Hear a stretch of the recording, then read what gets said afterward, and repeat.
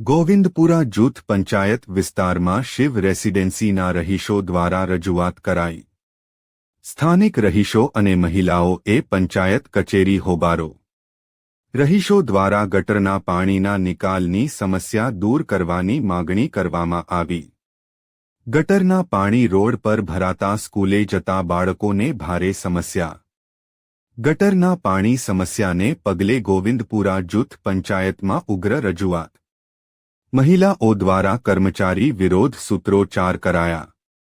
બારેમાસ road પર પાણી ભરાતા રોગચાળાની ભીતિ।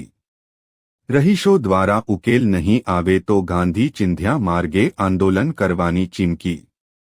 બાકી જાય સ્કૂલનો ટાઈમ બગડે છે, ભણવાનું બગડે છે, તો આનો નિકાલ લાવો। આજના જોઈતી કસવાન નહીં।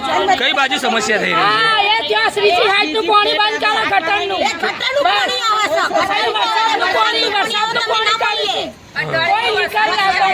ગટરનું પાણી આવે છે, કાલે છોકરો પડી જશે, એને ફ્રેક્ચર થયું છે, હવે એ છોકરાને કોણ દવા કરાવવા? અને ગંધાતું પાણી આવે છે, છોકરો રોજ સ્કૂલમાં પાછો આવે છે, પડી જાય છે એટલે, અને એમની સ્કૂલ બગડે છે, લીલવાડી છે, અને કરવાનું હું અમાર મોટા માણસ પડી જાય છે, આગળ જતા બધો રસ્તામાં જે થાય બધો પડી જાય છે। એટલા દિવસથી શાંતિથી રજૂઆત કરી તો આ લોકો સમજતા જ નથી।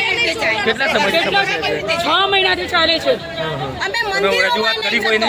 ઘણી વખત કરી છે। શું જવાબ આપે છે? જવાબ આ થઈ જશે પણ કરતા નિકાલ તો લાવતા જ નથી। આગળ જે રોય ને એમને મચ્છર કરી આગળ ગંદકીનું પાણી આયા ને સોને ગંદકીમાં મરી ગયા અમે કેવી રીતે રહેવાનું અમારા? અને કોઈ આવી નહીં, વાસ અંદર દરવાજા ખોલાતા નહીં ગરમીના થઈ ગઈ।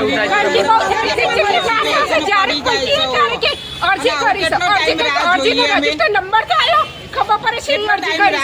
હાલ તમે સમસ્યા લઈને શું જવાબ આપ્યો? કશો હજી કોઈ જવાબ આવ્યો છોડવાના નહીં, અમે છોડવાના જ નહીં, અહીંયાથી જવાના જ નથી, જતું રહેવા પાણી ગયા। ચાવડા સાહેબ, હા, એમને કોઈ પણ કશું કોઈ કર્યું નહીં હજી। જવાના જ નથી। ચાવડા સાહેબની રજૂઆત કરી એમ ને તમે? હા, તે સાંભળતા જ નહીં આ લોકો।